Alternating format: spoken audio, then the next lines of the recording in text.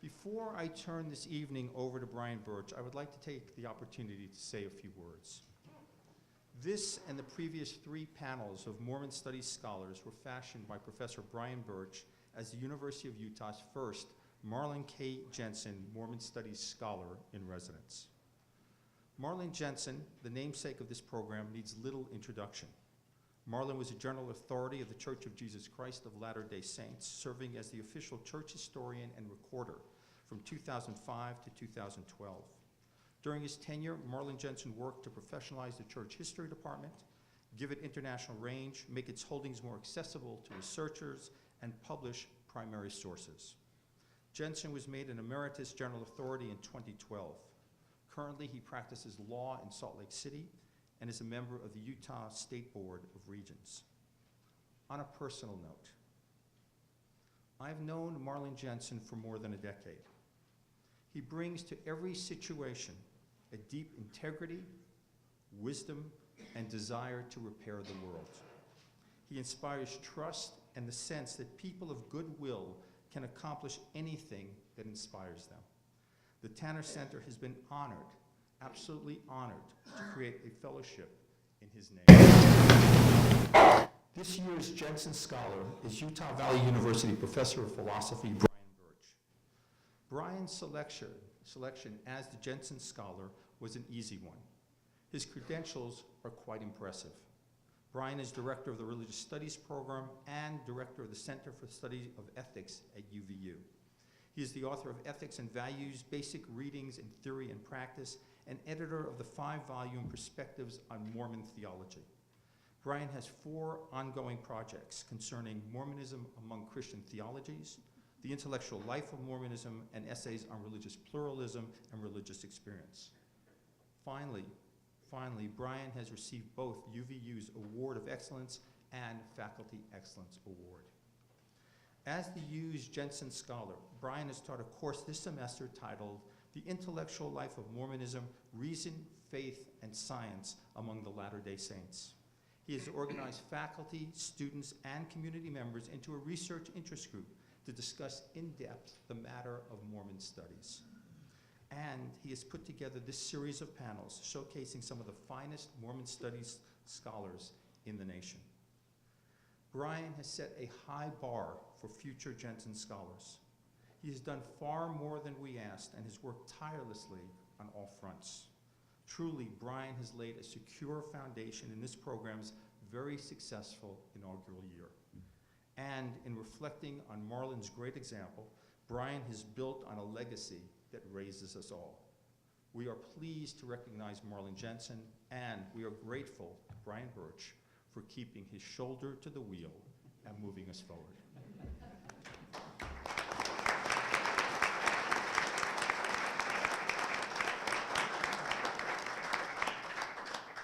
Wow, thank you, Bob. That is very generous and humbling, and I just want to say that it's an absolute honor to serve in this fellowship in its inaugural year, and to do so with Elder Jensen as the namesake is more deeply moving to me than anything else I've experienced in my career. So Bob, I want to thank you. I also want to thank the stellar staff of the Tanner Humanities Center for their hospitality and goodwill and generosity in helping me to navigate the campus and the center and the college. It's been a terrific experience, and one that, as I said, is the highlight of my career. But I want to make sure that I communicate to the University of Utah and the Tanner Center from whence I came and to that to which I will return. And so, Bob, if you'll come back up to the podium, I want to give him an early Hanukkah gift.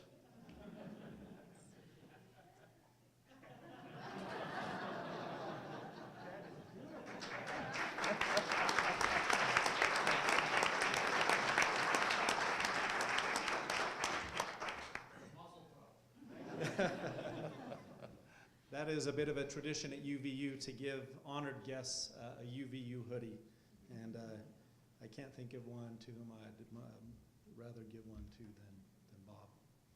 I also want to thank those who participated in the previous panel discussions this semester, as well as Bob mentioned.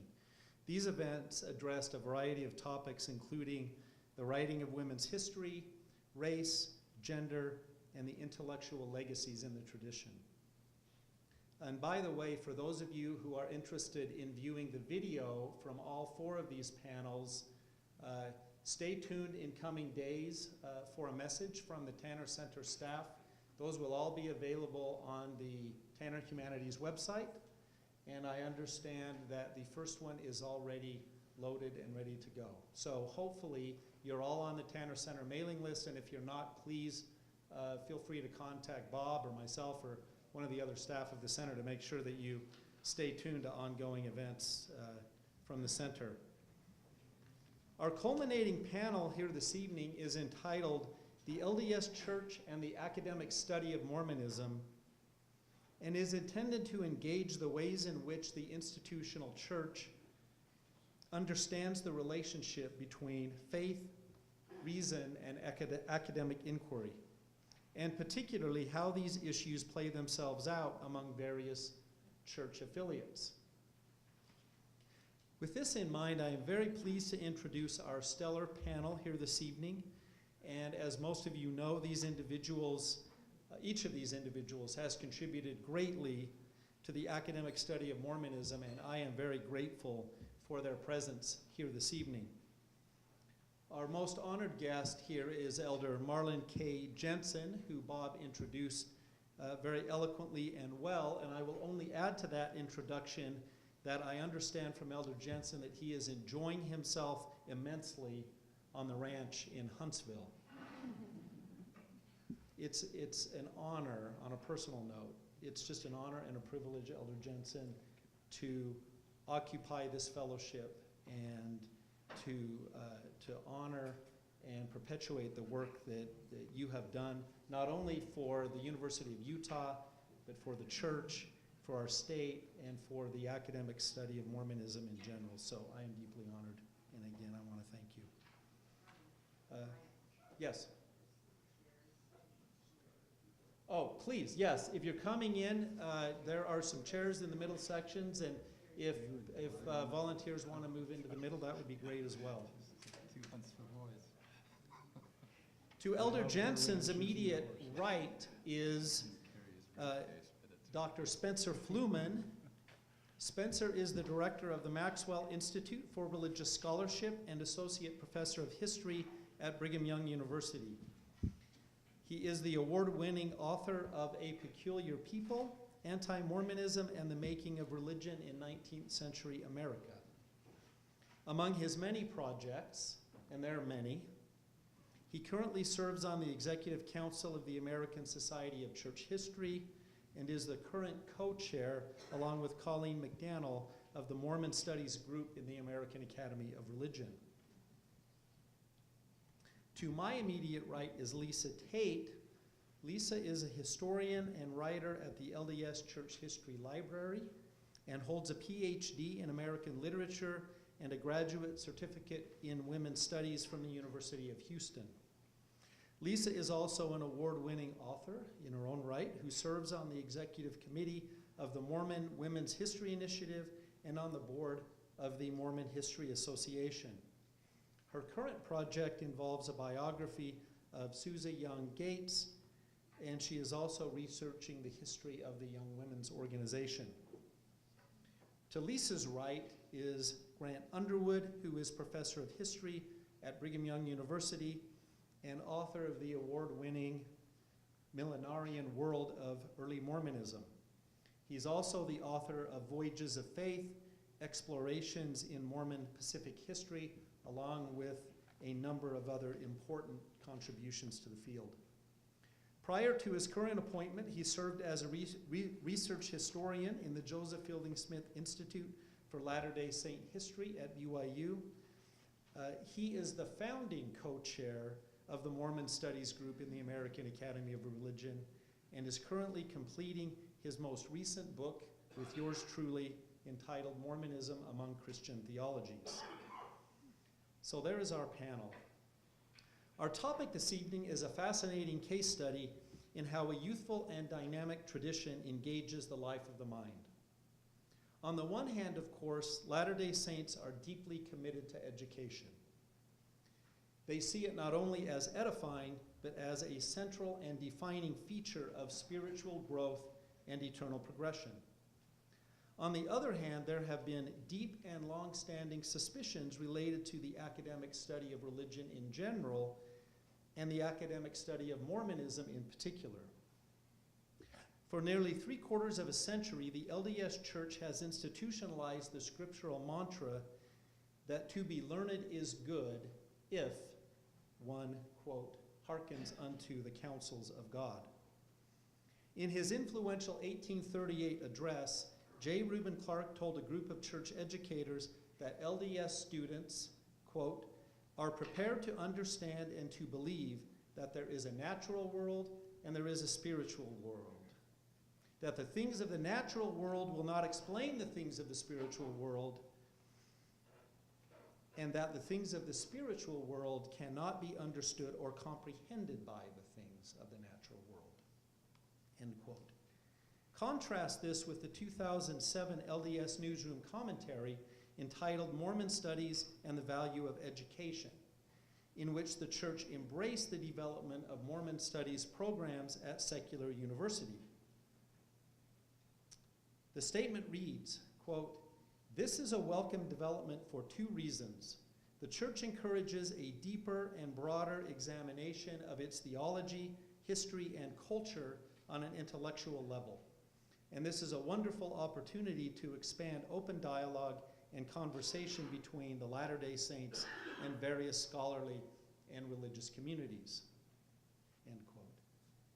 Of course, a notable difference between the 2 statements above is that Clark is addressing church educators with an explicit mandate toward devotional forms of education.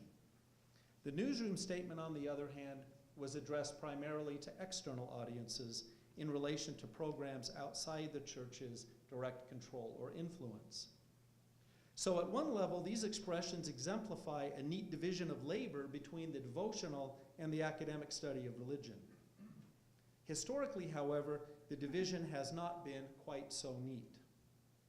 Church-sponsored forays into secular religious studies have been delicate, and in some cases, short-lived. Clark's address is a notable example, for it was intended in part to distance the institution from theretofore church-sponsored graduate studies at the Chicago Divinity School. In recent years, however, we appear to be witnessing a sea change in the church's approach to the study of its own history, if not other disciplines. A notable case in point is Elder M. Russell Ballard's address this past February to church educators, and this is Elder Ballard. Gone are the days when a student asked an honest question and a teacher responded, "Don't worry about it." Gone are the days when a student raised a sincere concern and a teacher bore his or her testimony as a response intended to avoid the issue. It was only a generation ago, he said, quote, and this is Elder Ballard again, that our young people's access to information about our history, doctrine, and practices was basically limited to materials printed by the church. Few students came in contact with alternative interpretations. Mostly our young people lived a sheltered life. This is still Elder Ballard. Our curriculum at that time, though well-meaning, did not prepare students for today, a day when students have instant access to virtually everything about the church from every possible point of view. Close quote. Elder Ballard goes on to say that church educators should, quote, inoculate your students by providing faithful, thoughtful, and accurate interpretation of gospel doctrine, the scriptures, our history, and those topics that are sometimes misunderstood. Close quote. The challenge in coming months and years, I would argue, will be to determine what counts as genuinely faithful scholarship. In the case of the recent gospel topics essays, for example, some of the very texts that served as sources for the essays are those that have traditionally been viewed with suspicion within church educational circles. So it's a fascinating time to be engaging with these issues, and I can't think of 4 people with whom I would rather discuss them. And so with that in mind, we'll move into the panel, which will consist of a facilitated conversation for the majority of the session. So I have posed to the panel 5 questions. The 5th will be time contingent, that have to do with our topic. And we'll begin each question with Elder Jensen, move through the panelists. I've asked them to provide answers to each question that will help engage conversation and hopefully discussion between the panelists. And to the extent that doesn't happen, I'm happy to nudge things along to make sure that we address the critical issues, I think, that bear on the topic at hand. And so you'll see in the slide above that the first question to the panel is this. From the perspective of your role, how is the command to seek learning by study and also by faith understood and applied? Second part of the question is, what principles inform the optimal balance between the two? So with that, we'll start with Elder Jensen and move through maybe Spencer, Lisa, and Grant. We'll move from there. Thank you. Thank you, Brian, and good evening.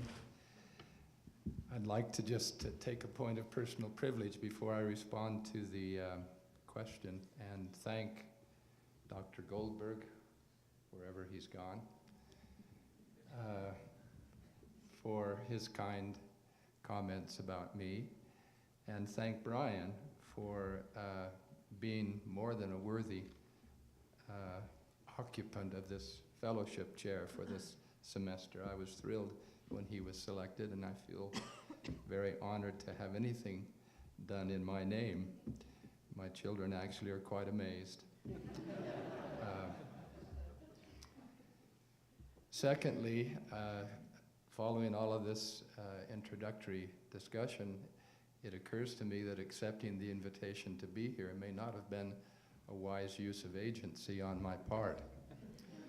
I'm not at home in an academic setting, and these people that I'm working with here tonight have known me in a different setting, and so I want to say to them that I sit here really as less than your equal, and I long for the good old days when you needed to listen to me and be deferential to my opinions, but that day is gone.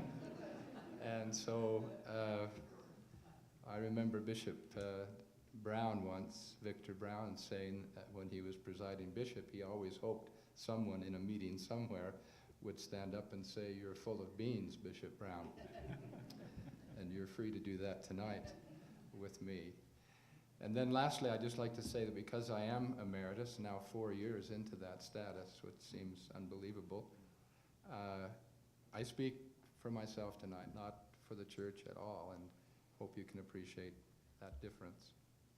So with those ground-laying conditions, I'll do my best to respond to this first question about my perspective, or the perspective from my former role. This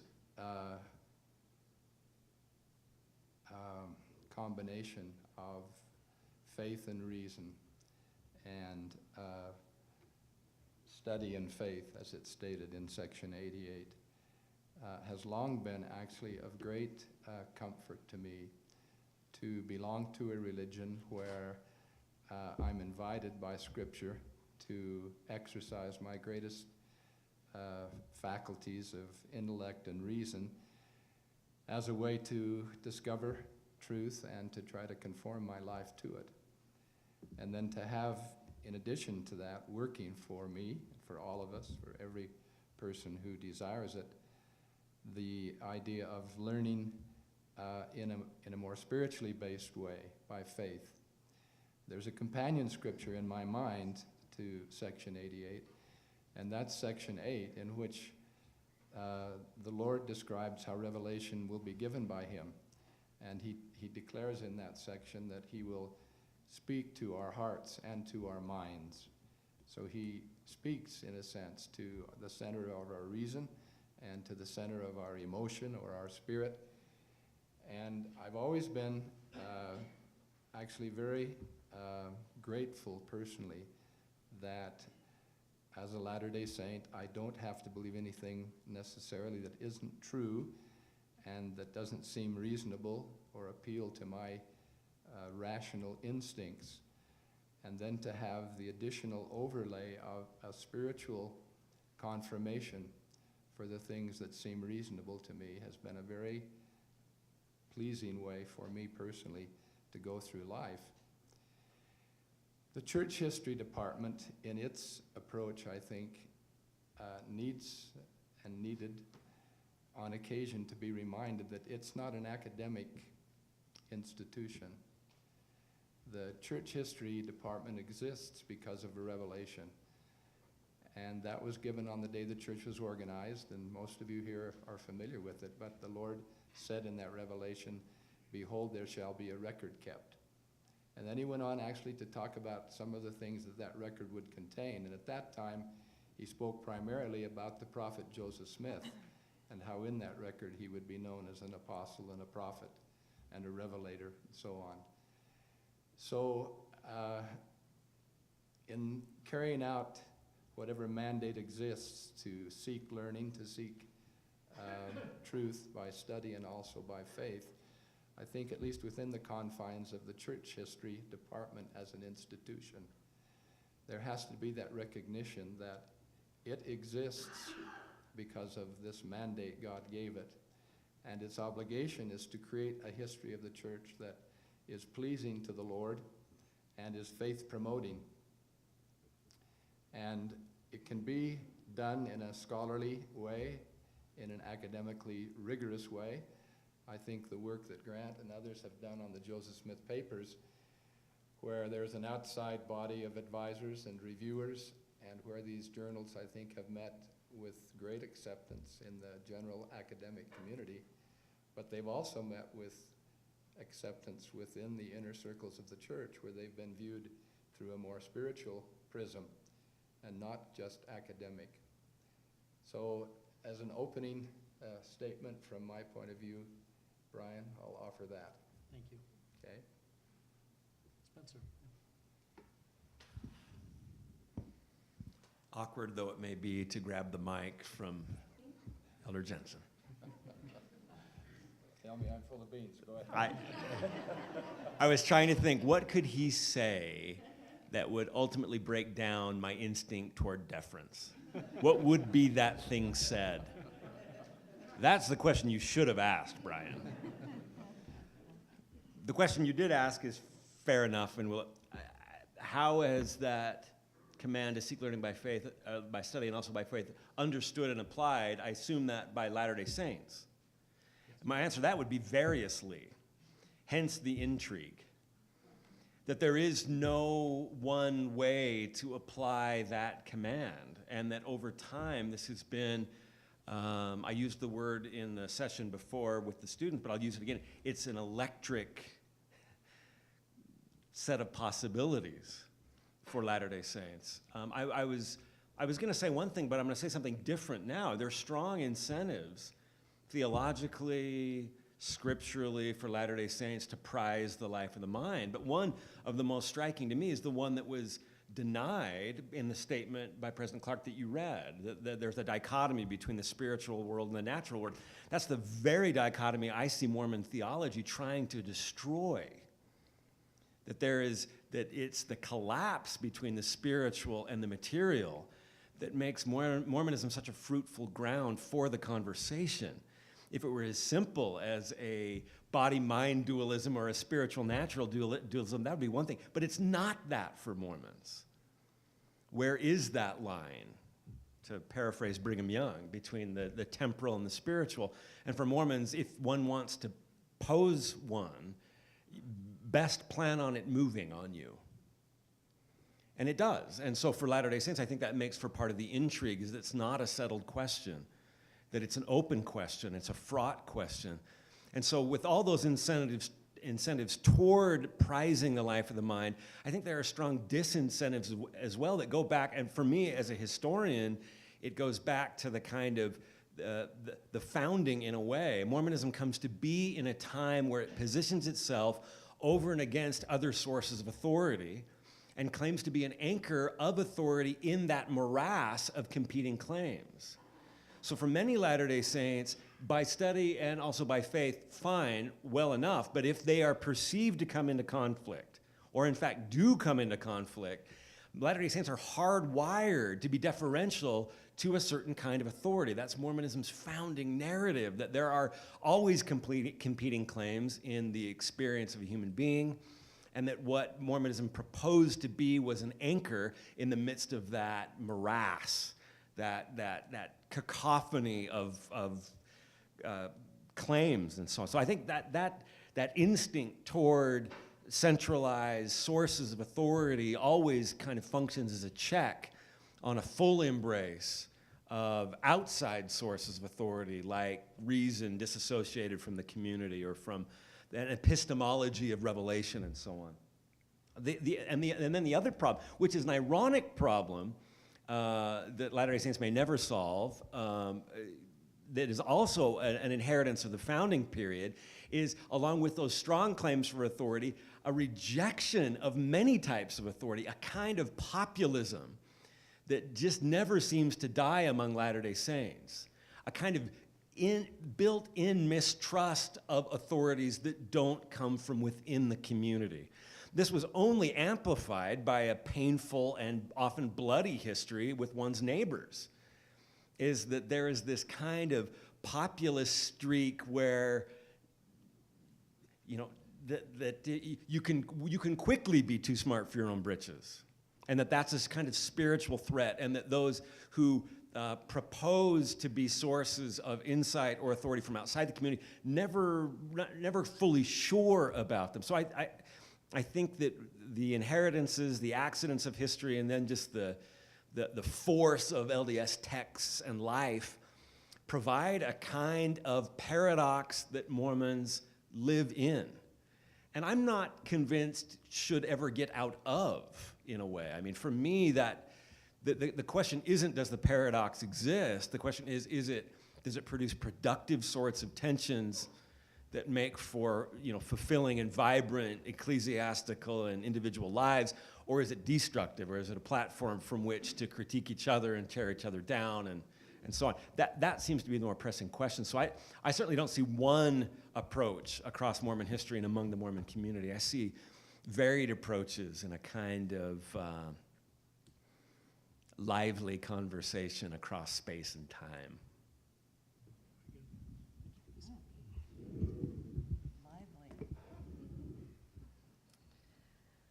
Well, I thought about this question as Brian posed it from the perspective of someone who works within the institutional church.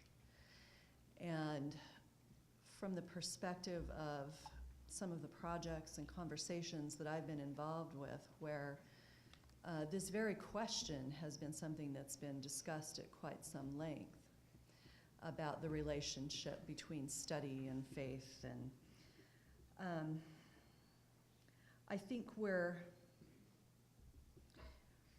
we could sit here and talk for quite some time, not necessarily starting with Clark's comments, but we could trace the historical trajectory about how these conversations have gone and how and why perhaps there's developed institutionally in some channels very suspicious, perhaps somewhat antagonistic stance towards what's considered to be intellectualism or so forth, and how that has shaped the thinking and the writing and the presentation of history in my world, but in terms of curriculum and other things as well. I think we're at a point where the conversations are beginning to register, and I think the history department has been an epicenter for this, but perhaps it's what's the metaphor here? The reverberations are traveling outward throughout the institution in perhaps trying to reorient a little bit, maybe renegotiate that antagonistic stance, or at least reconsider what place the work of what some might call worldly scholarship can play in the church's work and in the materials that are presented to the membership. I mean, one way that the conversations go about this is to ask what questions can faith answer? What questions can study answer? Are the two mutually exclusive? We tend to talk about this as if it's a dichotomy, and recognizing that at times there is, or is perceived to be, conflict or some irreconcilable aspects. But I think ideally, and I think the theology in many ways would lead us to see the two as complementary, that they don't necessarily have to be antagonistic, but from an institutional perspective, when a certain groove gets set and patterns get set, it can take a while to rethink and to renegotiate some of those ideas and stances.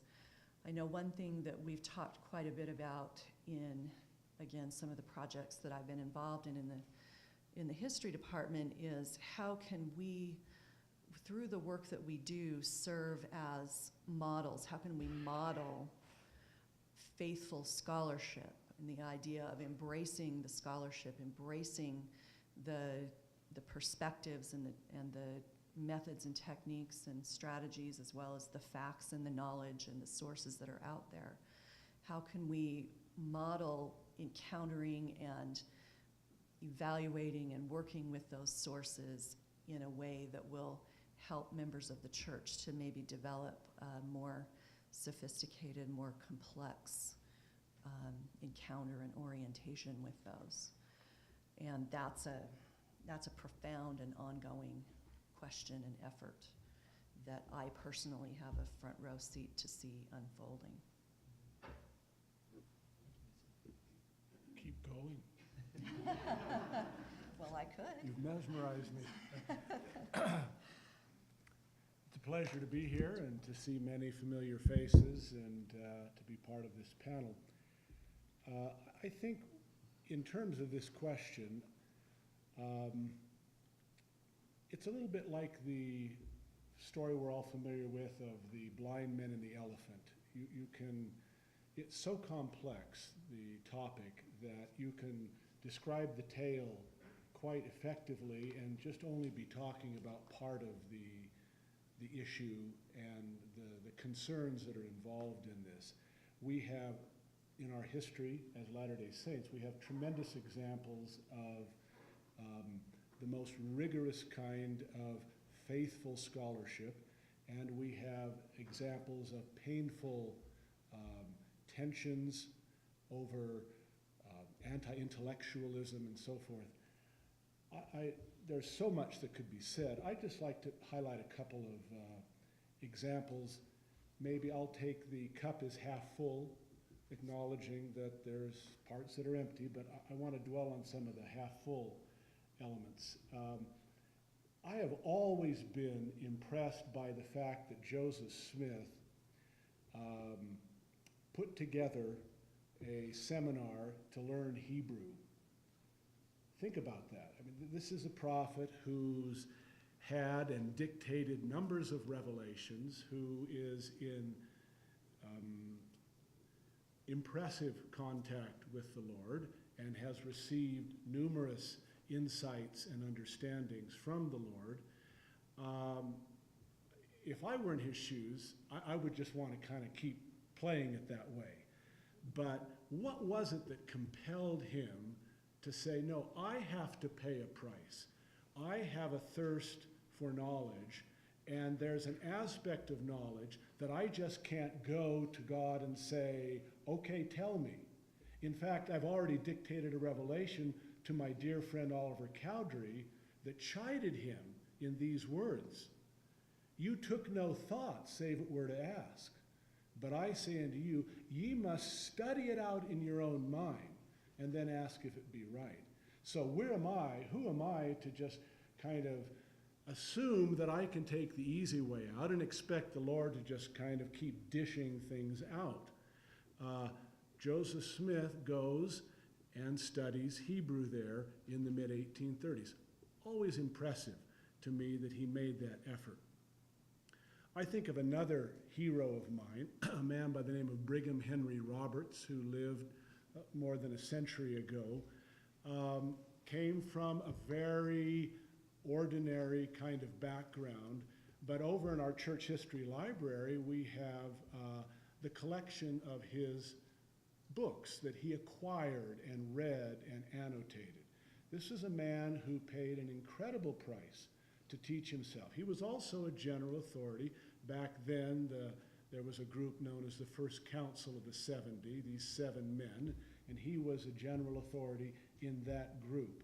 And I've always been inspired by, and if you haven't seen it and you're interested in this kind of a thing, take a look at his preface to the Comprehensive History of the Church, those 6 volumes.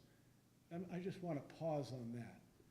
Where's the individual today that could write single-handedly those 6 volumes? I believe that that's an incredibly impressive accomplishment, and from one who was self-taught. And in that volume, he says a number of things that are impressive. He talks about the importance of study. He talks about the importance of avoiding mental laziness among the saints. He talks about the realities that he openly confronted in this vast study. He said something that Leonard Arrington and Davis Bitton put in their very first important work. I'm going to jump ahead and just throw in a comment here on the last question in case we don't get to it. Important, significant studies. I would say The Mormon Experience by Leonard Arrington and Davis Bitton. Now, 35, almost so, more years ago. Published by Alfred Knopf, written for a national audience, and written, if you know anyone who knew Leonard Arrington and Davis Bitton, and especially many of you knew them personally, these were men who had deep convictions, but they also were men who were honest and open-minded, and let's encounter the full complexity of our past and present it in the most positive light that we can.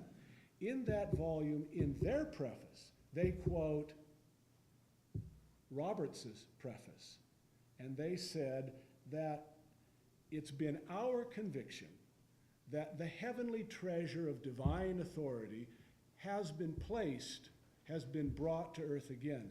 But that treasure has been placed in earthen vessels, and that earthliness has been manifest both individually and in collective deportment, both by leaders and members throughout our history.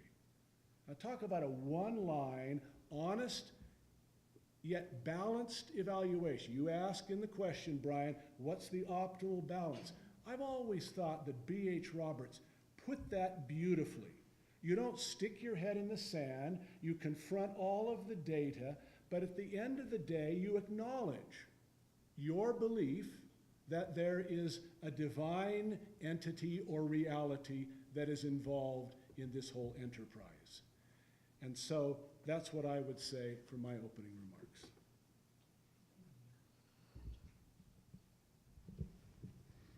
Okay, from the abstract to the more concrete. Question number 2. Can you describe how the information age has affected institutional programs and methods? So obviously we've all witnessed the impact of the information age on all kinds of institutions of society, including religion, and very strongly in the case of Mormonism. So again, Elder Jensen, how would you respond to that? And then we'll go back down there. So we'll begin with the gentleman who just began answering his own emails.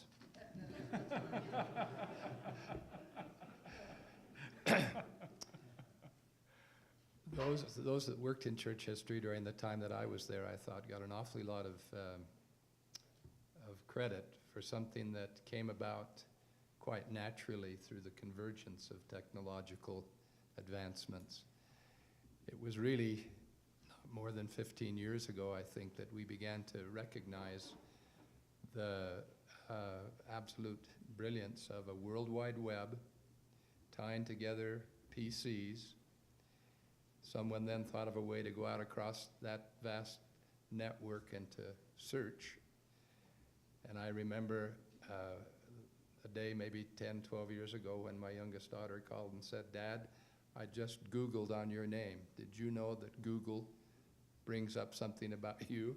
And I said, "No, I didn't." And she said, "I didn't either, but it does." So you have that tremendous advancement and a drive for content that came with it. And along the way, someone figured out how digitalization of information could be accomplished. When all those things were in place, I think there was no way on earth that the church history department could be anything but transparent, and began to look at the vast holdings that it had and their value in the marketplace of ideas.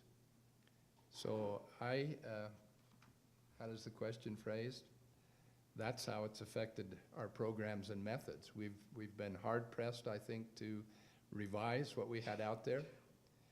We've been hard-pressed to do it in a way that it meets the younger generation's needs and questions and inquiries and their the vast amount of information that they have access to. And it's a thrill, I think, to see that our curriculum for seminaries and institutes has been revised, is being revised, and that our curricula for the young people of the church likewise. And I read just recently Peggy Stack's article that the adult curriculum is going to take advantage of some of these academic advancements as well. So there's an opening salvo. Thank you.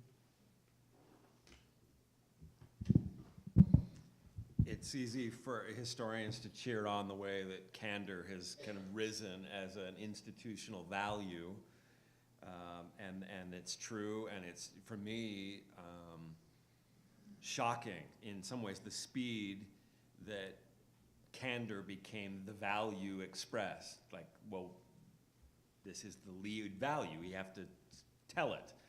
And where I remember a time where that wasn't the emphasis.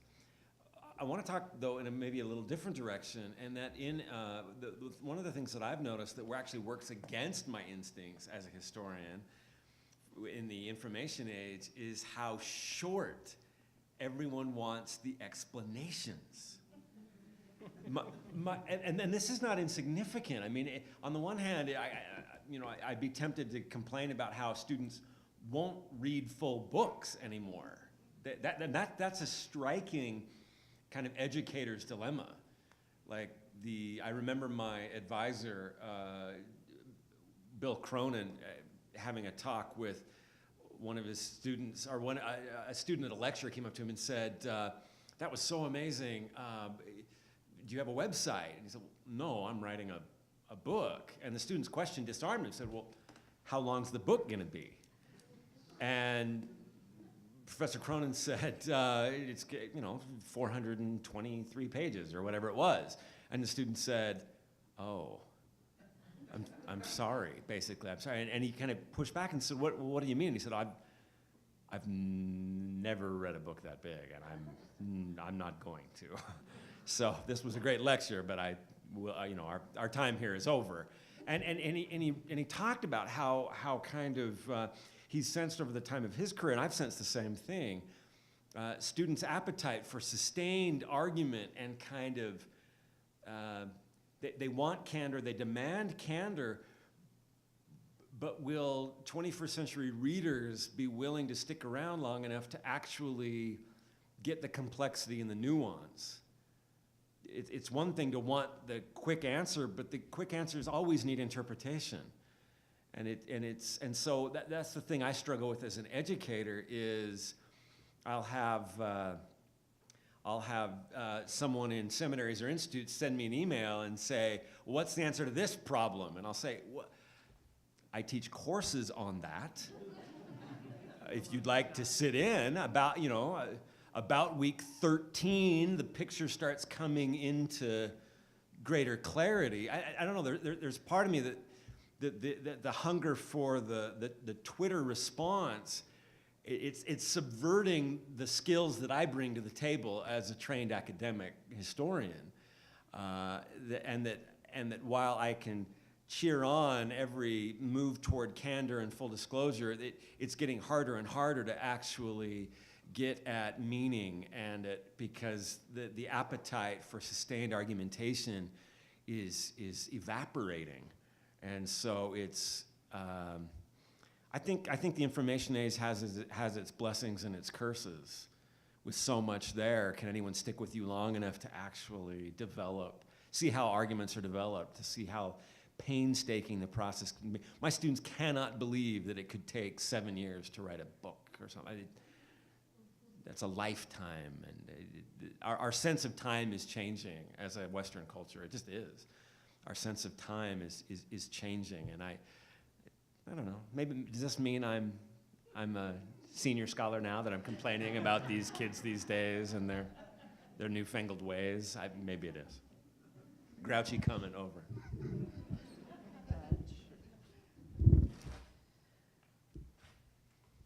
My first thought is somewhat related to the last question, but one of the challenges that this information age presents for us is, and maybe this is just a culmination of other trends and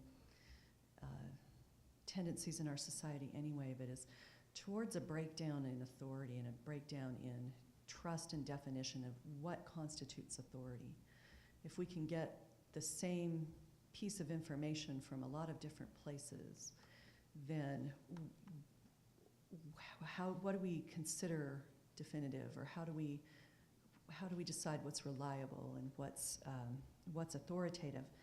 And then that presents a challenge for the institutional church in terms of trying to present its own narrative, its own version, its own presentation of the material, of the truth, of the facts, or whatever, the narrative, the story, in a way that will be accepted as authoritative by members of the church.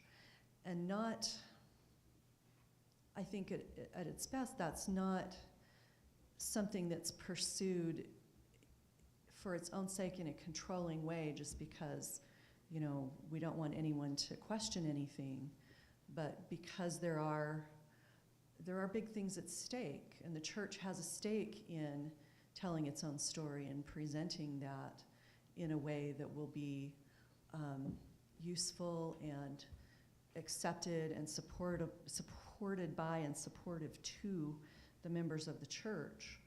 But the kind of free-for-all of information that's out there, I think, presents some challenges in that way. It presents a need for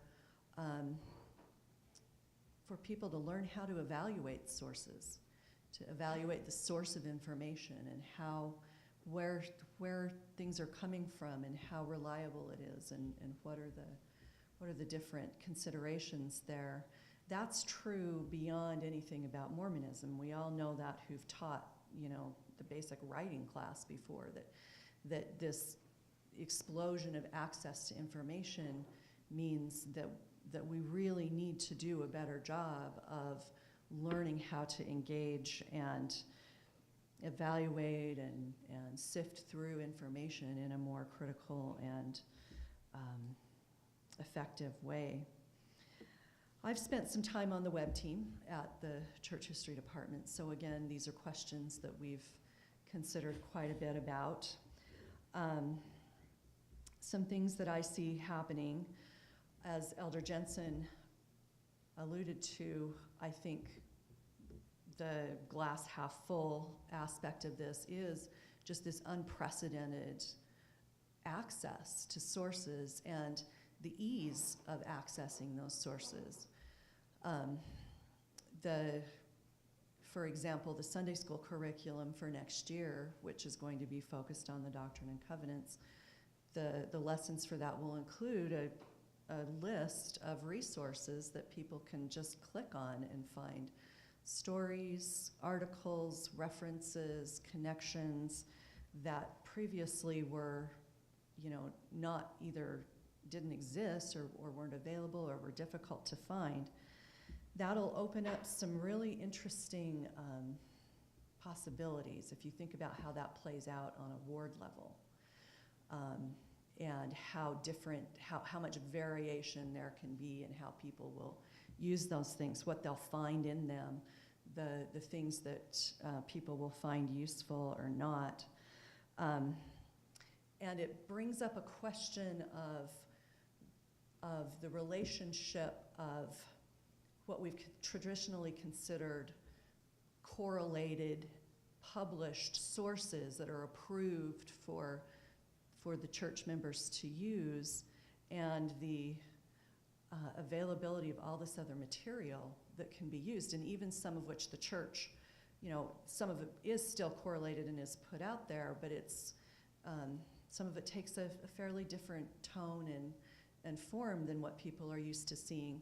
And then there's just all the other material that's available. I mean, if we're going to point people to the Joseph Smith Papers website, for example, what could that mean in terms of discussions and things that could take place just, in your average gospel doctrine class on a Sunday? I think it presents some interesting questions and possibilities and discussions on an institutional level for how to make all of these things fit together. I've watched with interest, as many as you have, the unfolding of the Gospel Topics essays. And it's been interesting to watch the reception and the discussions around those. Of course, it's varied a lot from, some of the essays have had more of a splash than others. I would say that still on a typical ward level, probably the majority of members are not aware, don't know that those are there. It's beginning to hit the radar, and if the Sunday school teachers next year use these recommended sources, there will be a higher level of awareness. They've now been added into the mobile app, the Gospel Library app that a lot of members rely on. So they're trickling in, and they're starting to percolate in the consciousness. I think on, thinking of like Elder Ballard's talk that Brian talked about, I've been interested to see how they're working their way into the curriculum and how they're working their way into institutional channels. And at times, I think the question sometimes is whether teaching the Gospel Topics essays is sufficient, whether it should be curriculum, whether that's sufficient. I've seen in some cases what I felt like was maybe an over-reliance on the potential of those essays to just answer everybody's questions and see, the church has put everything out there, and so this is going to just solve the problem and answer all of these questions. And I think it remains to be seen exactly what the dynamic relationship is going to be between the texts, those texts and their reception, and how they're used on the lay level, as well as the ways that they're incorporated and presented institutionally as time goes on. No, pass it to I was just going to throw something out there. And can you imagine a scenario in which you're sitting in a Sunday school class and someone has their phone or tablet in front of them, checking the Gospel Topics essays or the other websites real time, and there's this kind of reciprocal conversation where these resources become a kind of conversation partner or resource that's instantaneous, and there's a kind of check and balance system that could take place. Obviously, there are barriers and questions related to the use of technology inside the Ward House. That would be one of them, right? That would be an interesting set of questions to ask. So, Grant.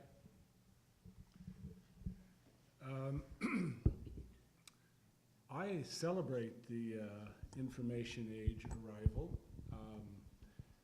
I certainly share with Spencer the reality of teaching students who perhaps need to be trained in how to make discriminating use of the information age, but I think the promise of broadening and democratizing knowledge is profound. I think that's a wonderful thing, and I think that Elder Jensen mentioned that could be seen as one stream that flows into the river of commitment to greater transparency and that has energized their work. I remember at the beginning of the renewed Smith Papers volumes, you know, of course, that they began many years ago with the work of Dean Jesse, who's quite a pioneer in this area, and he was working on that almost single-handedly for most of his lengthy career, an individual who needs to be honored for that incredible path-breaking work.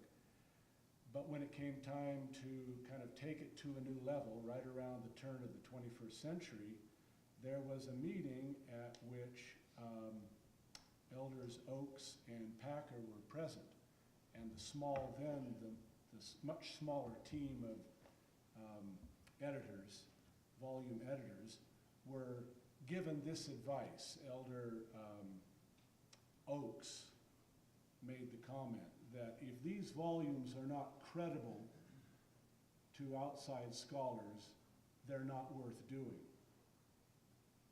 Now think about that. To have an apostle of the church say that a church-produced set of volumes, if they're not done in a way that accords with the standards of academia, they're not worth doing. Can you picture that being said 50 or 100 years prior to that? Now, of course, the other side, Elder Packer at some point rejoined and said, if the volumes are not accessible to the members of the church, they're not worth doing. So there's that elusive blend, that optimal median that Brian was asking about.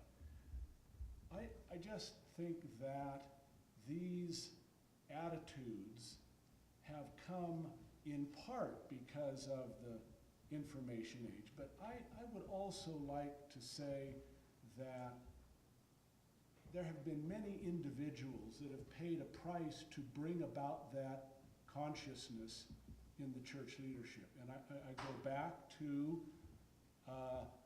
the group that worked with Leonard Arrington in the 1970s and on into the early 80s and beyond. I think some of you here know them. I see Carol Madsen there, who's been an incredible pioneer in that area and one of a remarkable team. They paid a price. They bear some scars from misunderstanding. I think probably my general sense from talking with folks who lived through the 70s and 80s is that it was a well-intentioned. I mean, it wasn't mean-spirited. Maybe at times it was a bit frightened. It was a bit nervous because we have the plain and precious things here that we need to be guarding and caretaking. But gradually through that learning process, things presented and shared in ways that were demonstrated to be not only not destructive to the faith, but actually conducive to the faith. And I think that's a change that I've seen since I was a young student. When I was a young student, there was considerable fear about Mormon history. And lots of fingers were pointed by a certain segment of church members about the work that some of these folks have done. But I think those fingers are not pointed quite so much anymore. And I think that the statement, I was just sitting here listening again to that statement that Brian gave from Elder Ballard's talk, where he said, go out and inoculate your students with church history.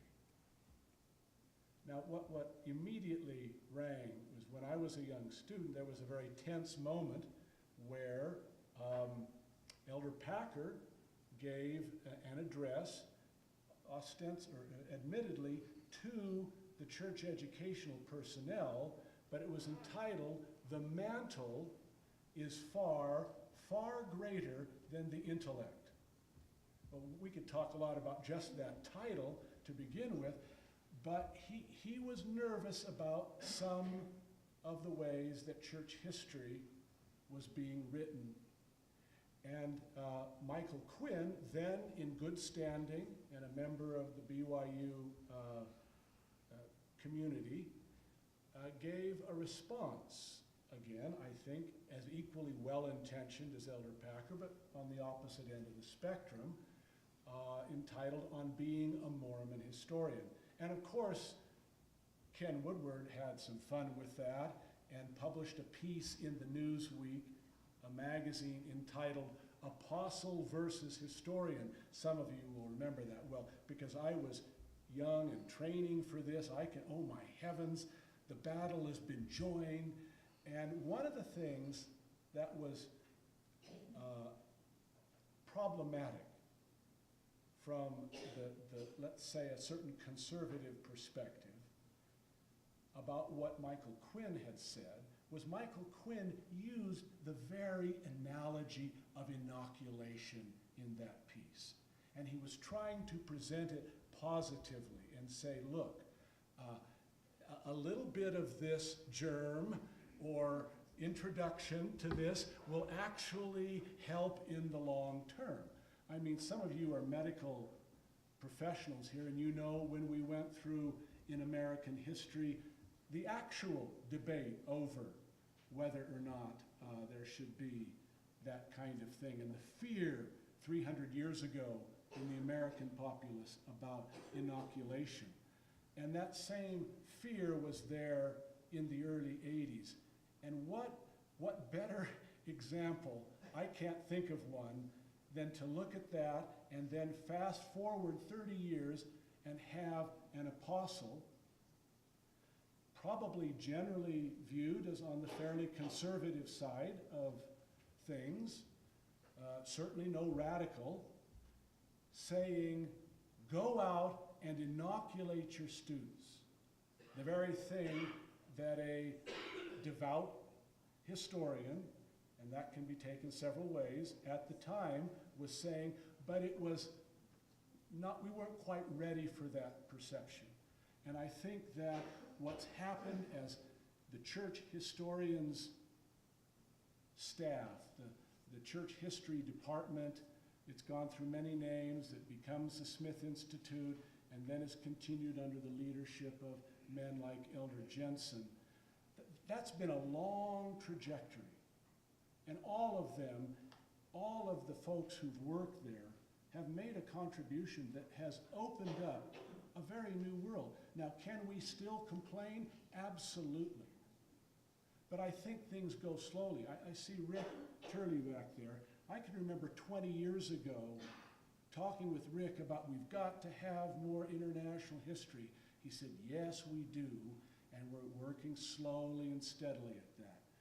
Rick Turley's a kind of a man who represents what I think a number of folks in this impressive army, and I see some of the younger cadre seated here who are functioning in this new world of let's take advantage of, let's confront every bit of data and every artifact of knowledge, and let's see how we can engage that in a way that is both honest and open and humble, and at the same time still see it within a perspective or through an eye of faith.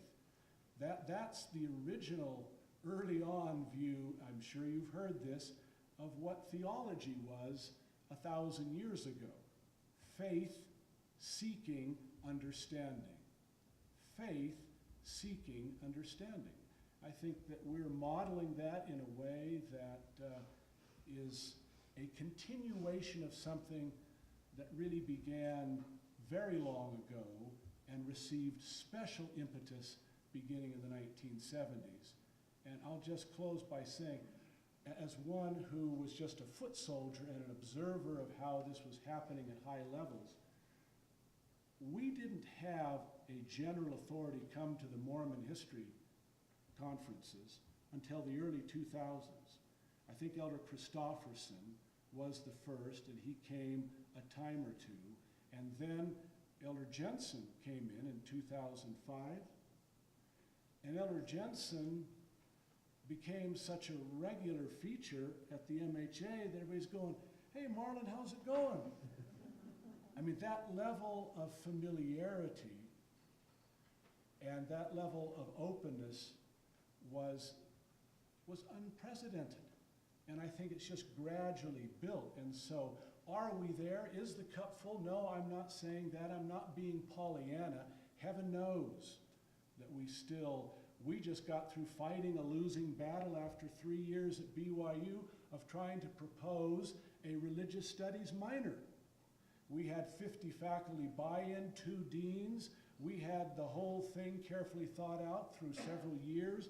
Beautiful, articulate agenda, kind of program statement. Testimonials from graduate students around the country. But as it moved up the line, it was not considered the right time. So do we still have a distance to go? Absolutely. But I've been involved long enough to, and I'm inclined to be a thankful person. I'm appreciative for what, not only the information age, so I'm taking a different tack on that question. We can all celebrate the information age and the internet. But I don't want everybody to think that's what's made the change only. That certainly has been a stimulus. But 30 years before we had the information age, there were folks who were seated in this room, and some not now with us, who were blazing the trail and getting jostled a bit along the way that have now made things a lot smoother for us. Could I just add a little postscript? I would just want to add that these growing pains that we've had in this area over the last 30 or 40 years certainly are real. And though technology was an important part that sort of shook the thing loose, it has required an awful lot of effort and relationships and trust building. And one of the first things I did when I finished my term as church historian was to go into the hospital to have my bleeding ulcer operated on.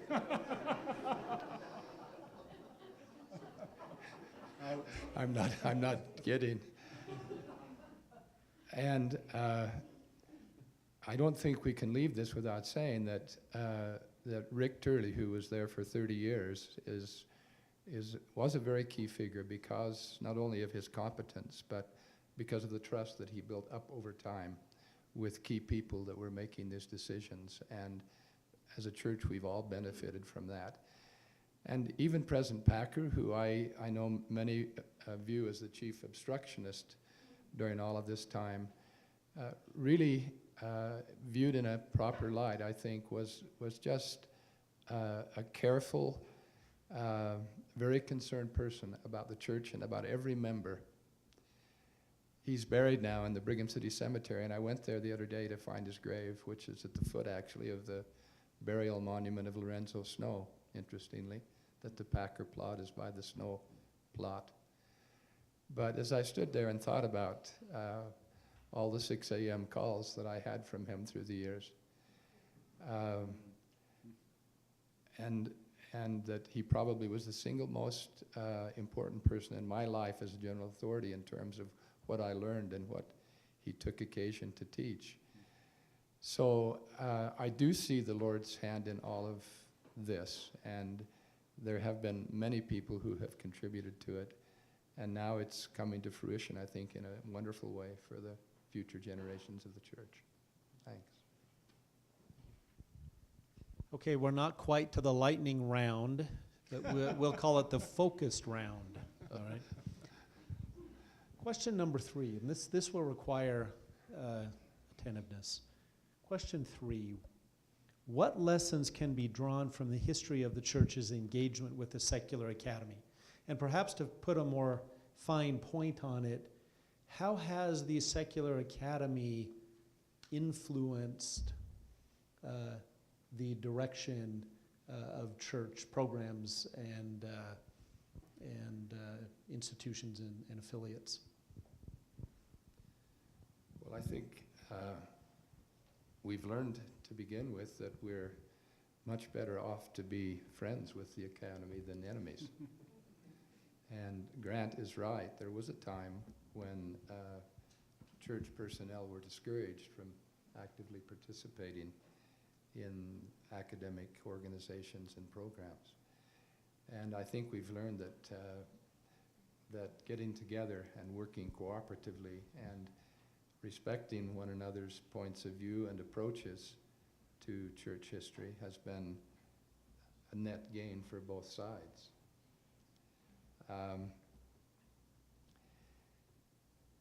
For one thing, I think it's put us on our game.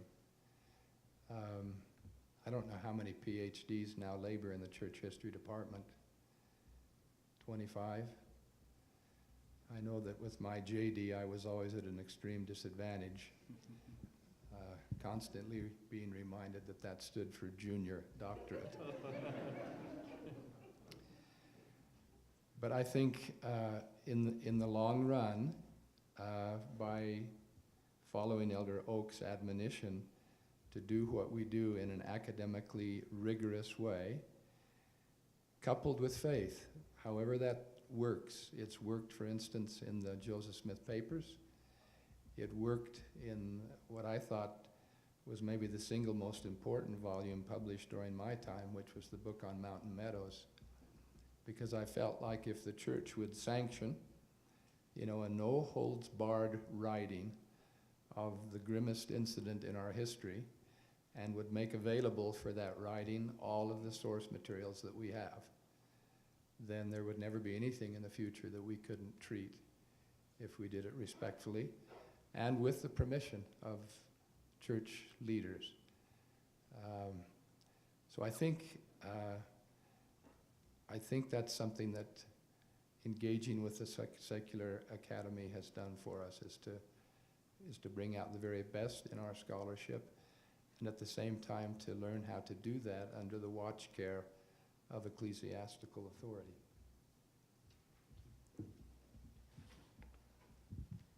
I'm writing the biography of James Talmage for an academic press and an academic audience. He's the first LDS Ph.D., and a lot of these questions connect to me through kind of studying him and watching him go, like so many of his generation went to Eastern universities for the first time, these Mormon kids going east and discovering there those values that they learned at the university were actually consistent or coterminous with their Mormon values, and watching them kind of negotiate that, and then seeing their parents and their ecclesiastical superiors kind of try and get their brains around these really educated young folks. But then to watch him over his lifetime try and wrestle with the competing claims of the academy and what he came to regard as secular values and the claims of community as well. And I think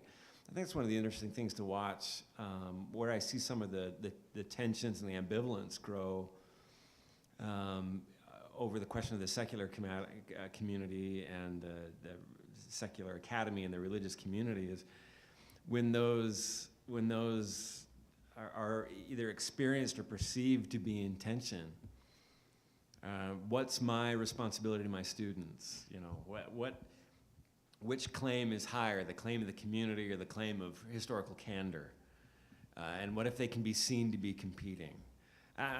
We could make up a million different scenarios, but I think Latter-day Saints live that out a lot. One of the interesting things from Talmage's companions in the LDS hierarchy was a sensitivity on not being recolonized through secular education. And I've grown sensitive to that over time, that this was an interesting kind of negotiation of identity for them, that they were concerned that if Mormon education or Mormon young people became indistinguishable from things non-Mormon, then they understood that as colonization, that they had been rolled over, that they had been railroaded. And so at first blush, I always kind of bristle against those concerns, but over time I've seen that as a really complex negotiation between maintaining a kind of identity in the face of a homogenizing secular culture that is in many ways, in Mormon parlance, profane. And at what point do you lose the prophetic tradition in the tradition if you are indistinguishable from the thing that you are supposed to speak truth back to? And so maybe there's still a kind of 19th century spunkiness in me still, but I am sensitive on that point. Can you be a prophetic tradition if you are indistinguishable from the culture you are supposed to call back to righteousness? And that's a pressing concern. That's an interesting set of things. So I value them both, but I'm ambivalent myself, and I think that reflects the broader ambivalence that I see in the church's not quite ever embrace of the secular academy. I think there will always and probably should be a measure of distance there, lest we lose our calling to a world that we think needs us. Thank you very much. And not all my graduate school colleagues had that same sense. Those that didn't come from minority faith traditions did not have that same sensitivity on the identity question that I had. My liberal Protestant graduate students were believers. They had a very different historical experience than I did. They came with different insecurities, and mine were real. Mine were real on this point of identity. I wanted desperately to fit in and to be legitimate, and the secular academy provided a kind of legitimizing function for me, but at the same time, I did not want to be assimilated either. I did not want to be assimilated. I could not be just like them. There had to be more than coffee that separated us. And so I think that's worth thinking through. There's a kind of trend I see in the graduate students I send off from BYU. I get them as young, bright-eyed, bushy-tailed Mormon kids off the farm. And I give them a measure of complexity and nuance and a taste for cosmopolitan city learning. And then I send them off to graduate school. And the first time they come back and see me, they're bearded and they're angsty. They're mad. They're mad at what they weren't told, and they're angry, and they go out of their way to, with language, show I'm not in pro anymore, Buster. And I just kind of smile at them, and then they come back a few years later, and they look a lot like me. We're all Guy Smiley. It's Guy Smiley all the way down, from Mitt to me. That's who we are. Sorry, it's what you got. You're welcome, America. But they kind of they find this place where they're more at home. they're not trying so hard to fit into their graduate school community, and they kind of are more comfortable in their Mormon skin. They've kind of found that place. Maybe not all of them, but for some. So these are interesting kind of cultural negotiations, and it doesn't take long in the history of American religious groups, minorities in particular, to see these kinds of stories. Jews in higher education. There are similar kinds of rhythms here. How does a community maintain a sense of identity up against a culture that has strong assimilationist pulls? Those aren't easily solved, and I don't think they should be easy. I think it should be hard. So. Okay, I know we're just about out of time here, so I'm just going to pose a couple of brief questions here. They've done a great job of articulating the questions and issues here. I keep thinking about Armin Moss's book on the angel and the beehive and this ongoing negotiation that's been part of the Mormon experience of expanding, contracting, advancing, pulling back. In working on the young women history, we're seeing, there's this era where the program is very expansive and embracing of everything the world has to offer, and let's bring it in and let's use it, and let's improve and show and all the good things that there are to offer in the world, and then you see moments where that becomes problematic and where that's pulled back and where the tendency is to turn and take a more antagonistic stance toward the world. And it remains to be seen. It feels in some ways like we're in a bit of a more expansive moment right now, and where that potential of looking around, embracing, building bridges and relationships is more on the radar perhaps than it has been in the past. The radical break or the struggle of one generation often becomes the baseline for the next generation. And so thinking about these things generationally is interesting as well, to think how that might play out over time.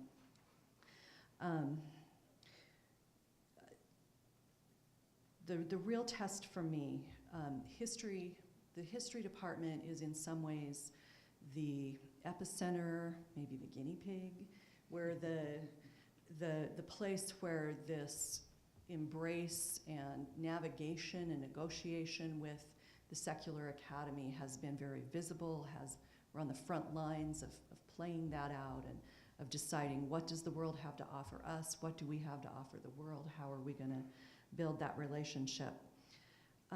The real test to me would be to see, can the embrace of scholarly norms and standards be expanded to inform the other channels in the institution in the way similar or in some parallels to what's been done in history? What would it look like to have Ph.D.s in the curriculum department? What would it look like to have biblical scholars contributing to the curriculum on the Old and New Testament? Not saying that none of that happens now, but what kind of, it's one thing to silo us off in the history ghetto, so to speak, and let us do our thing, and that's the history department.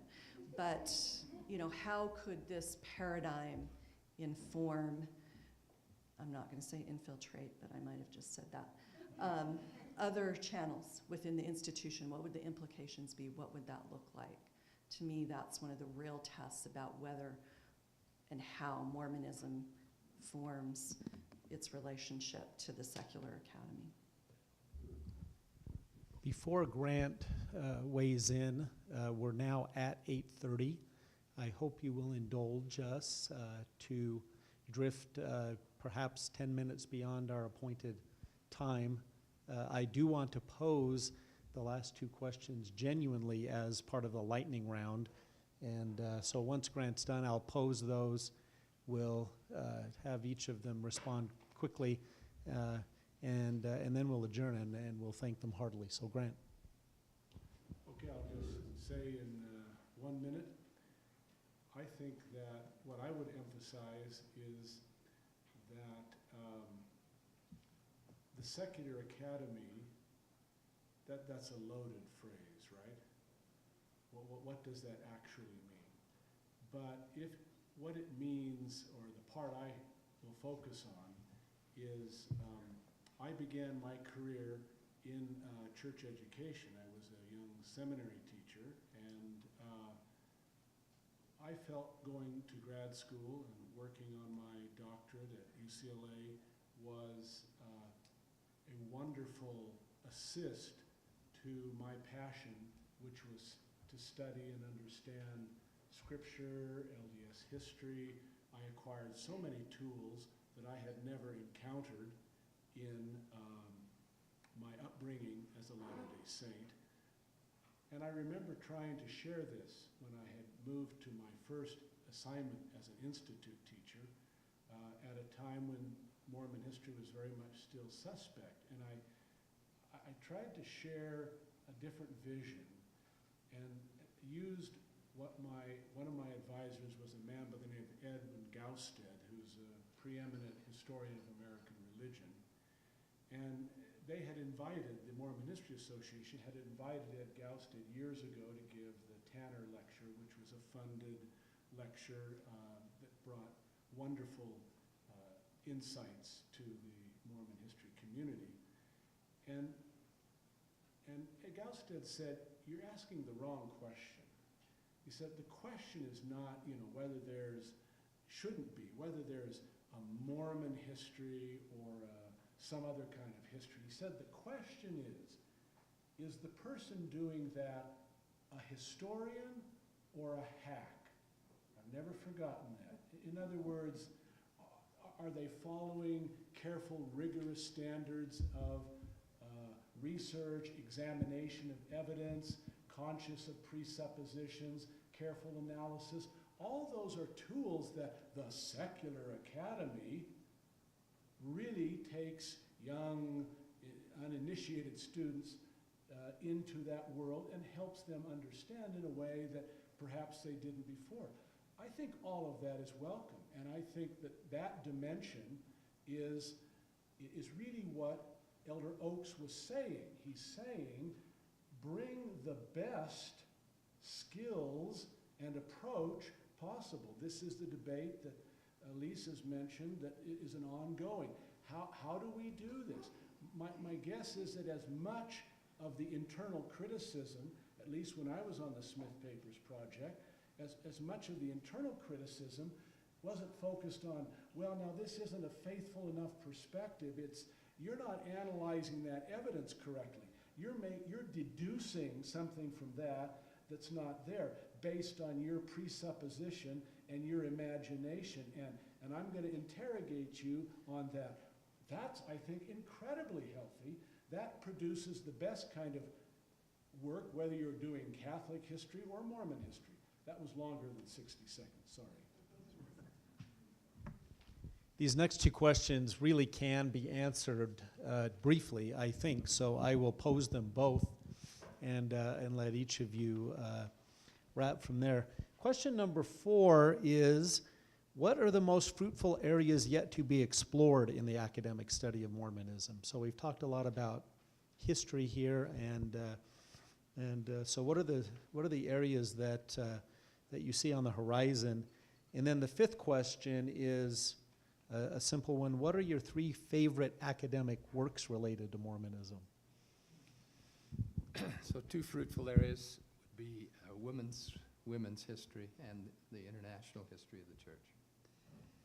And my 3 favorite works are Fluman's A Peculiar People, Underwood's The Millenarian World of Early Mormonism, and Tait's coming biography of Susa Young Gates. That camera is on, right? You got that clip? That'll be my favorite too. Thank you. The master of diplomacy.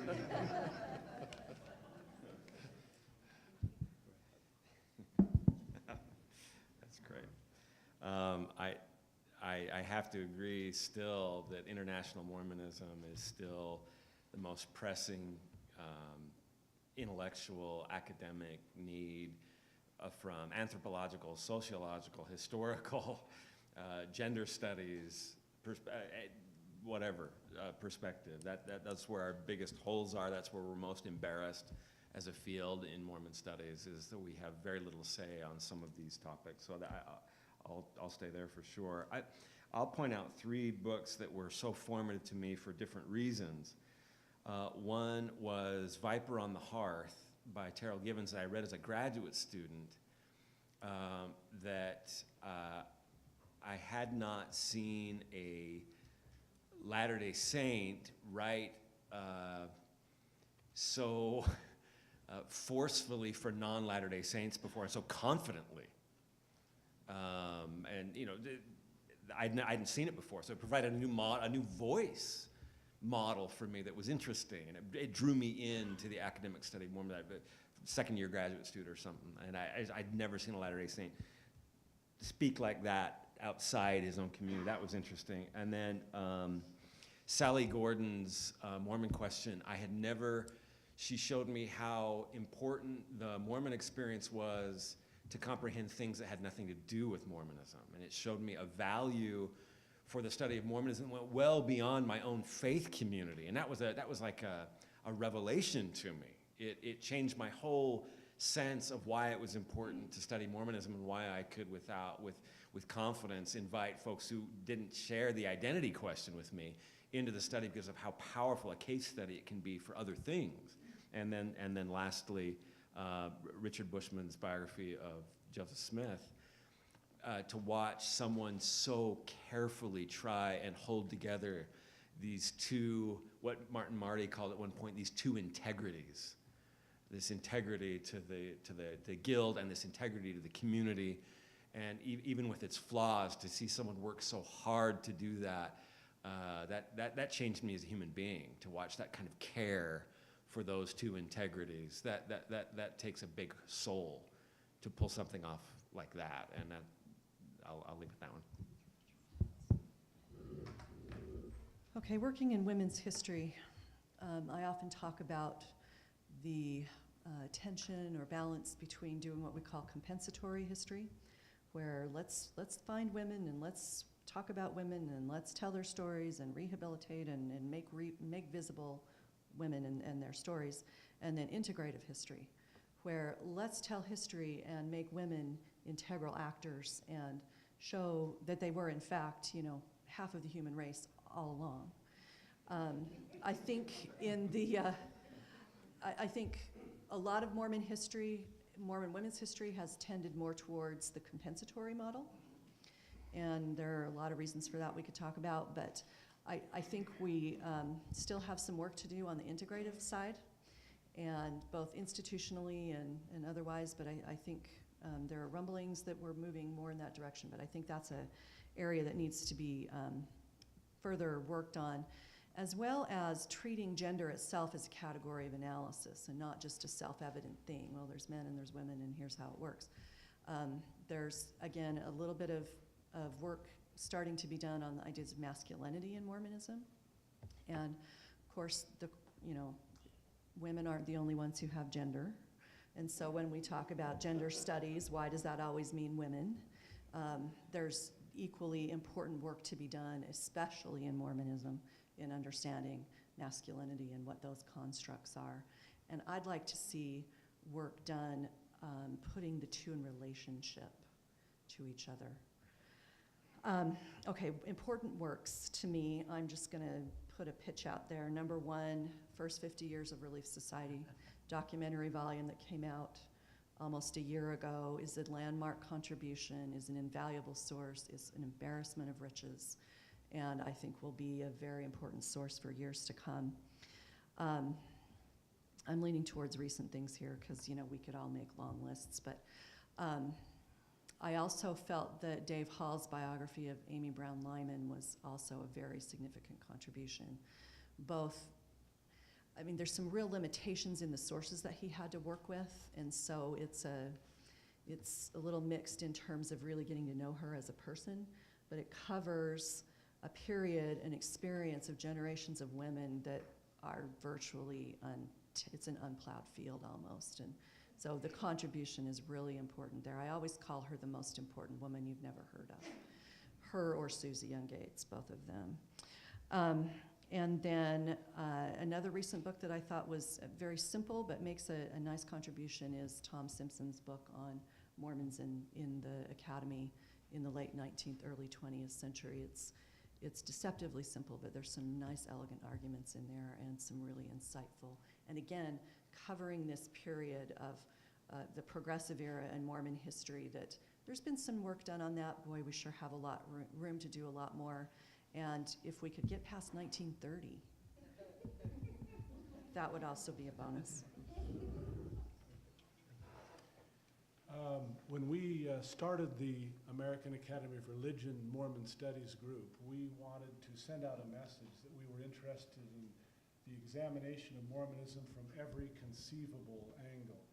And that has, I think that every generation has circumstances and issues that engage them, that then bring new questions to the study of Mormonism. And I think that whatever some of our, right here in this room, are folks working on their doctorates and their books and so forth. And I celebrate and welcome the examination of Mormonism from every conceivable angle. Every topic, every aspect can be made fruitful. All you have to do is have sat through multiple sessions of the Mormon Studies group or in the Mormon History Association or other events, and you hear fascinating, wonderful, insightful studies that are underway or have been completed. So I'm open to all aspects of it. I think personally I'm interested in Mormon intellectual history or the history of Mormon thought, and if you were to look at the Mormon Bib that Tom, James Allen, and Dave Whitaker, and who's the other one? The three of them did, that massive bibliography, 15,000 entries. You couldn't find more than 100 or so that were on the history of Mormon thought. Now that's changed happily somewhat since then, but I think there is so much that could be done in the realm of the history of Mormon thought here. And I'm not just talking doctrinal history, all aspects of thought from all sectors of the community and all geographical locales. Books, I already mentioned one. I give two others. From an outside source, I still find impressive and insightful the work of Catholic sociologist Tom O'Day, who wrote a volume now about to celebrate its 60th anniversary called The Mormons. It's still worth rereading to just see what a master does in terms of observing and making insightful analyses of a community, not necessarily his own. My third volume would focus on that elusive combination of erudition and eloquence. And there I cite my recently departed friend Ron Walker, Wayward Saints, elegantly written, brilliantly insightful, and deeply researched. Thank you very much.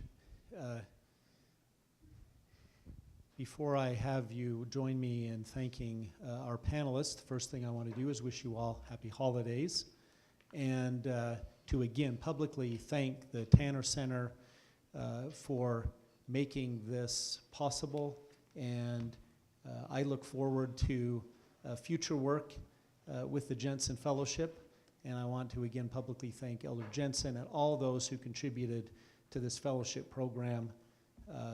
May it continue in a very positive direction, and I'll be its biggest cheerleader. So with that said, please join me in thanking our panelists.